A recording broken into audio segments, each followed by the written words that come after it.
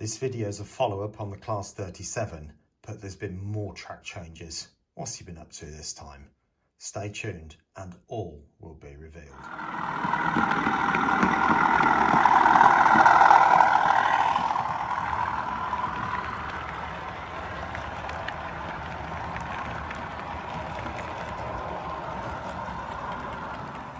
Well, good afternoon everyone and welcome back to Piccadilly Sidings. You might be wondering what's happened to the N gauge. I've just got a bit of enthusiasm for this one for a short time, so I'll stay with it for a little while longer yet. Now, this video is all about changes yet again, I know. In the last video, you saw that I put this crossover in purely for operational sake, so a train could cross over here, visit the station, and then go out on this other crossover there. Okay, and then get back onto the correct track. But you also remember that I bought this 37 and I am still very, very pleased with it. But it does have its shortcomings, as we've explained in a video, and Dave has also explained in his Dean Park video as well. Now, one of the things it does say in the manual, and I must stress this, it is suitable for second radius and above. If you go the slightest bit below second radius, it won't run. It will derail. As I found out when I put it onto my track, because these inner loops were a lot tighter than this. I'll take you to the other end and I'll show you exactly where it went, because you can see the glue marks all the way around. And it actually came in one track earlier on the traverser. So what I've had to do is, with a little bit of jiggery pokery and using second radius, third radius, and a little bit of manipulation here and there, I've managed to get it to stretch out to yet another track. So I've shifted the two tracks across. So instead of it going, say, to this one and that one, I've shifted it across to those two. But you might be thinking, well, why have I put a point in here?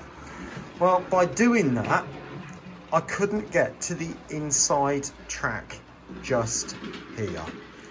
It would have been totally useless having it there. So I thought, what can I do? You might be thinking, well, John, why have you done all this just for the 37? Well, I haven't. Because if you remember that and that, none of those would go around the inner track, and so they were destined for the outer track only. Now, by doing this, all of them now go around this inner track, and I can quite happily say it is now second radius. It has brought in quite a bit of a headache, as you can probably appreciate, but actually having this extra point in both ends, it brings a little bit of versatility, because I can actually have another crossover loop, or like a passing loop if you like. So I can put a train in here and then run that train on the same track and not have to worry about it, you know, so it just, without having to move the traverser and everything. So it is bringing a little bit more playability, I suppose, if you like. Now, but also, and I will tell you, because the track is on the limit, if you watch now, it just about stays on. Yeah, it's just about on the limit. I've had to do some modifications to the track here because it was slightly low, wheels were popping off, and also down there where the 37 is about there now, because wheels were popping off. So because I've had to, all I did was just loosen this screw a little bit and just let the track rise up a little bit, and that's all it took. Just took about a fraction of a millimetre so that the track was catching the edge of the wheel, and therefore it didn't pop off. So I think it's a worthwhile change, and it's certainly bringing about extra playability, I think, because that 37 now can go around any part of the track and not have to worry. Obviously, these bits here are extra tight at either end, so I wouldn't expect the 37, the Hush Hush, or the 4MT to go round those, because that will be destined for other locomotives like Bobos, for example, the 33s, the 25s, and the small steamers. So they can sit quite happily on that inside track, and I really don't have to worry. And if you remember, when I first put the layout together, I did say that this inner track would probably be for long-term storage. Well, it probably will end up being that, to be honest, unless I want to run trains. Like I said, I can use that as a passing loop. Okay, now, well, that's all the changes to the layout that I've made, but this is also a follow-up on the 37, so let's take it away. Right, so as you can see, I've got the 37 on the workbench now, and I am going to start applying the details. Now, what I'm not going to do is sit here and have you watch me glue in literally all the pipes and all the rest of it. What I am going to do is show you how I put on the nameplates, because it is an area of concern and some people won't, and that's your choice, obviously, but personally I think it's a worthwhile thing doing, and I'll show you the method that I use, which is quite a safe method, and if it all goes pear-shaped, it doesn't go drastically wrong. I use double-sided tape, so you can see I've got the nameplates just down here. Right, so my first job is to cut the part out of the sprue. So I'm just using quite a heavy knife. And the reason for that is because I found in the past that scalpel blade is just not strong enough. I've still got a bit of a burr on there. Now notice I'm going with the plate that way, I'm not filing that way, and the reason for that is because I could end up bending the nameplate. So whatever you do, don't file that way, file across it if you like, and that way it's safer.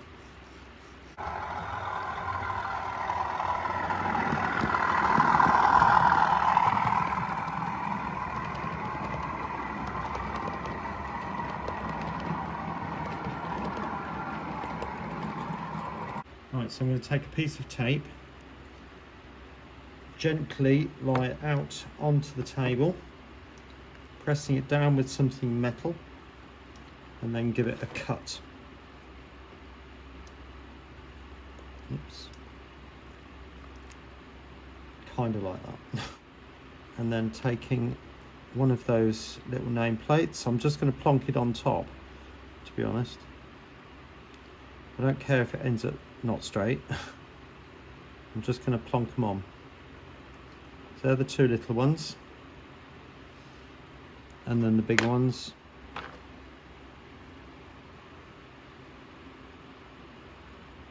In this case, just trying to get it lined up with the edge.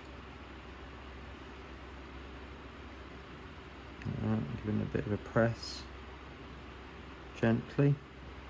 Some people put super glue on, and that's absolutely fine. You've got to do what you feel is the right way of doing it, but if super glue goes wrong or you put too much on, it will damage the side of your body here, and that would be a shame. Whatever locomotive it is, it doesn't necessarily have to be this one or a new one. Any locomotive would be a crying shame. So all I'm going to do now is gently hold it down. In fact, what I'll do is hold that on its side like that, running the scalpel gently up to the edge of the nameplate and just cut it out.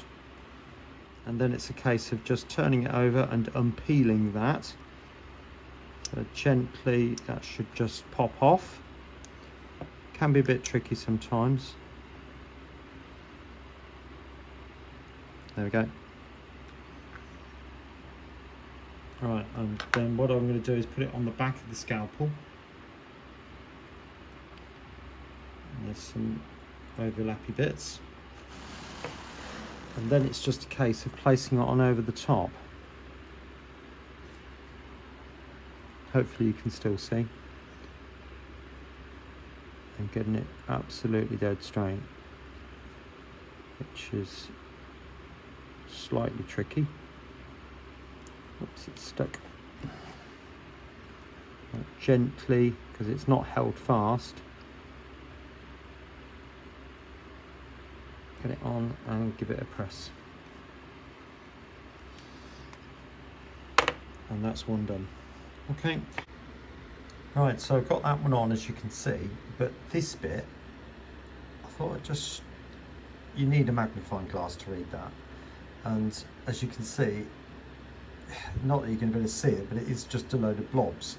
But to get it the right way up, there's a bigger blob at the top and like a small short blob at the bottom of it. So if I line that up and work out which way around the little nameplates have got to go, then hopefully I'll get them on the right way around. There you go, they're on. Now you can see there's a little bit of what I'll describe as fluff around the outside. So what I'll do is do my best to scrape that off and then just go around with a damp paintbrush and hopefully get that off. Right, so as you can see, I've just created I've got a piece of plastic which was 3D printed, and I've just cut the end off. So all I'm going to do is literally just scrape off these excess bits. Just all the way around, and I'll keep checking back on the camera just to make sure, because I can't, with the naked eye I can barely see it, and to be honest with you, you might say, well, why am I bothering them? Because I'm me. I'll know it's there, that's the point, but some of you might be feeling the similar way, so that's why I'm doing it. For a double-barreled reason. That's my excuse, I'm sticking to it. Right, so I've just put a brush in some water and I'm literally just squeezing the end of the brush out, so I'm just pulling, and I'm just going to wipe the edge of the brush around the edges of the nameplate. Hopefully that will give a nice clean finish. Right, so I'm quite happy with that now. Now the beauty of putting these on with double-sided tape is that if you ever change your mind, they come off very, very easily, and just a slight wipe over and you won't have even noticed that they were there in the first place. The only downside of it is they never really completely stick. They always remain slightly gooey, which means they're eligible for moving. So you just have to be very, very careful when you pick the locomotive up not to touch the nameplates, because you might find that you've put it at a 45-degree angle, which, you know, that's not good for anybody. So just be aware of that. Right, you do get quite an impressive array of parts. Some may argue that their parts should have been fitted to the model in the first place. Now, what I've done in the past was to fully detail one end, and as you know, if I bring the locomotive in, you'll see that I've taken off the coupling from inside there completely, and so I'll fully detail that end and as much of the other end as I possibly can get away with, even if it means bending pipes out the way to get the coupling on.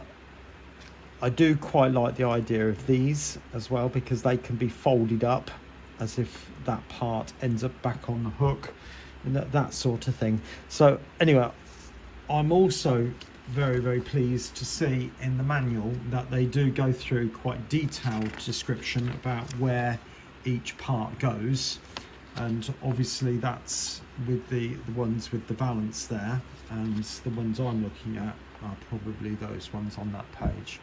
So I will have a look at those.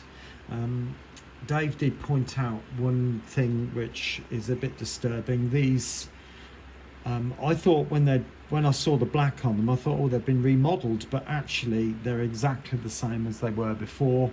And to be honest with you, they stick out further than they did before. So I won't be bothering with snow plows. I don't think this locomotive has got them, but I will have another look and come back to you shortly. All right, I'll speak to you soon. Incidentally, I'm going to use this stuff to glue them on. Bachmann do recommend a PVA, but I think this will do just as good because it does dry completely clear. All right, I'll crack on and I'll tell you how well they go on. Well, I said I'd report back, and blimey, it's fiddly. I've done that much so far. It's like building a model kit, honestly. I begin to wonder why they didn't fit all this lot, but I suppose it's keeping the costs down, isn't it? So I fitted these 4 orange pieces now, and they fit, apparently, in the corners of the bogey mounting. or the buffer mount in the corners there. And then this piece, which is that bit there, supposedly slots into the top of that bit and then into the side of that bit. So yeah, I've got a feeling I'm going to have to drill a little hole for that to go in. Generally speaking, the bits do go in quite well. They are fiddly to get in, they're just big enough, but I wouldn't say it's simple. To be honest, it is very fiddly, and do bear in mind I'm modelling N gauge. So there we go. I'll keep going and I'll show you when I've done. Well, I have to say that was a feat. Not exaggerating, it really was quite tricky. Now I have fitted detail to both ends. Now the reason I'm showing you the train running first is to show you actually you can fit bogey detail to the coupling end and still have the train running. Now that's running on second radius. Okay, so you can see, I'll let it do a whole lap, and you can see that there is no issues whatsoever with the locomotive or the coaches. I haven't put the sound on deliberately.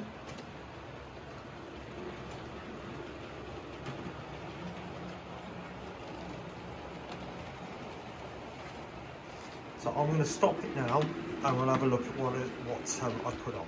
Right, so let's just have a quick look at what I haven't put on and the reasons why not. A number of these pieces are just not relevant, but what I will say is that was a piece of chassis pipe, but it goes into a place which is really quite awkward to get to. You have to try and shift the bogie out the way to get one end in, then shift the bogie out the other way to get the other end in. So I decided not to bother, considering it would be underneath the chassis anyway. I think these are sand pipes for the Valence version, and these are sand pipes for the version I've got. Now I do have issues with sandpipes because they always seem to catch, so at any opportunity I get, I just either break them off, cut them off, or in this case don't fit them.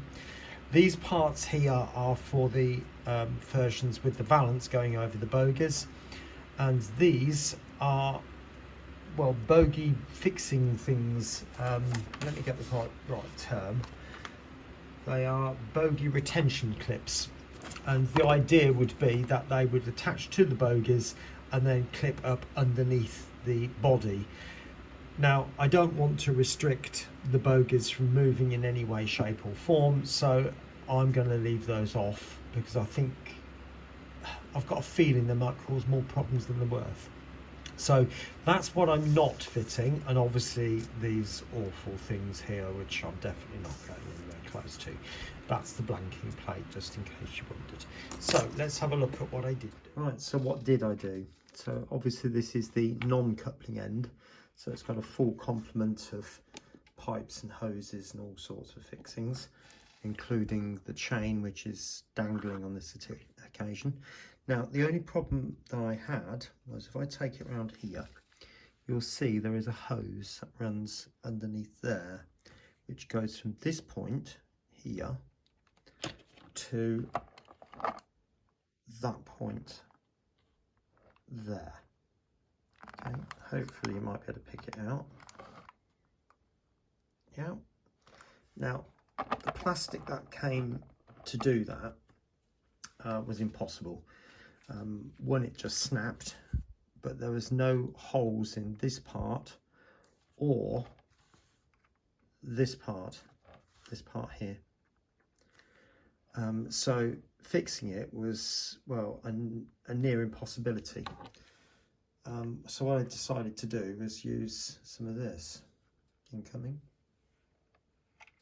which is just the thinnest electrical wire that you'll ever find in your life. It's probably like about 0.5 millimeter in diameter. So, you know, I just cut a strand of that,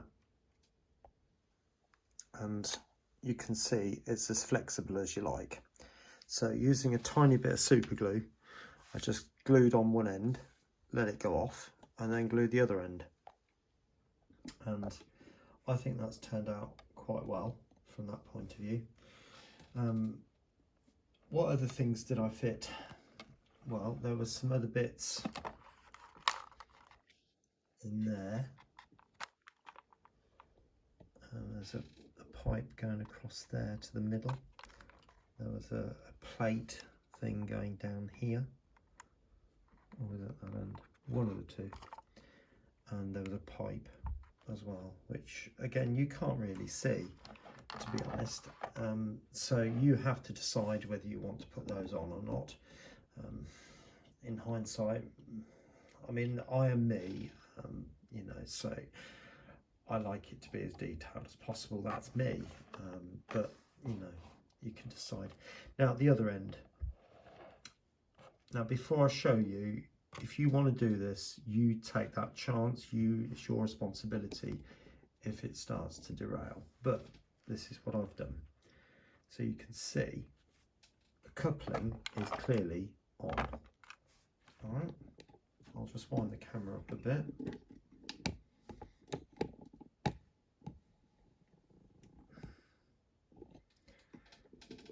But what I've actually done is I fitted these two hoses here. So there's a yellow top one and a red top one. They're all orange. And I've bent the hoses out that direction. The red one, I've just bent it back this way again, and there's a yellow one in there, which again, I've just bent out the right way. And you've seen it move, you've seen the whole train move, but that does not have any issues whatsoever. Now, the biggest thing that you're going to find is the coupling hook, but if you notice, I've sort of looped it over.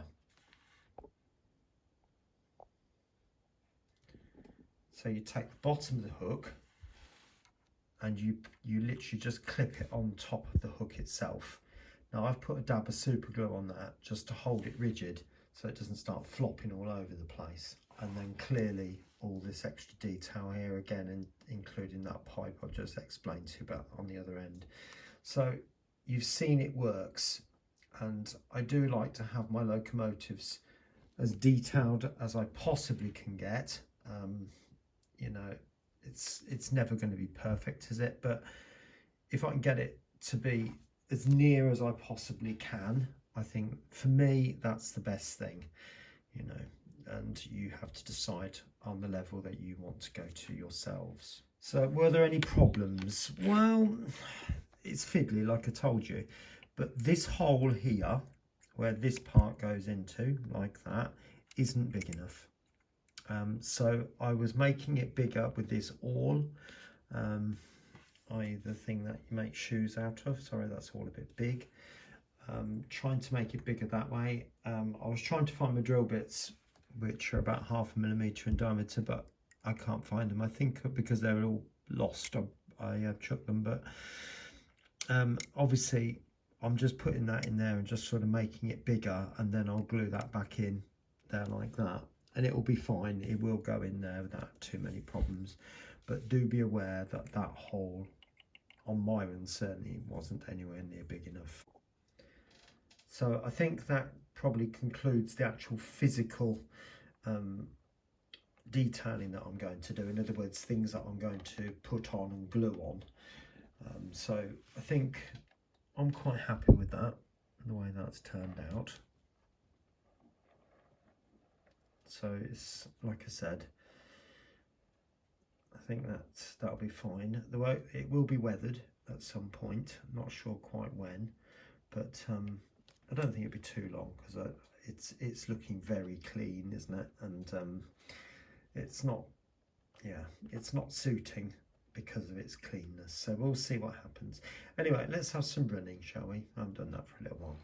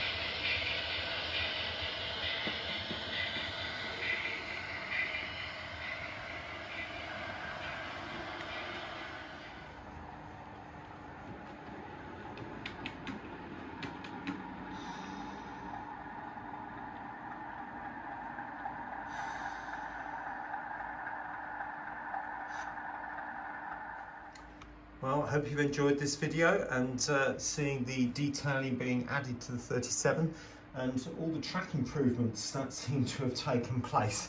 Now, that has all been born from these three locos, as I've said before. This 37 is probably the most prominent. The Hush Hush and the large Prairie. I've all struggled around that inside track. So it's taken a lot of work. And I've used the 37 pretty much predominantly. So there's constant derailing, and I've had to deal with lots of track improvements and modifications and things like that. And of course the Traverser, it's only been in for a couple, 2-3 months, so I'm still working on that as well. So it's been a little bit of painful is probably the wrong word, but painful. So, but we're getting there bit by bit by bit by bit. You've seen it running around in both directions, so it does work in both directions with a train. Sorry about it's the same rake of coaches at the moment, but that's pretty much all I've got for the time being. All right, anyway, I'll see you again very, very soon here on Piccadilly Sidings. Take care of yourself and bye for now.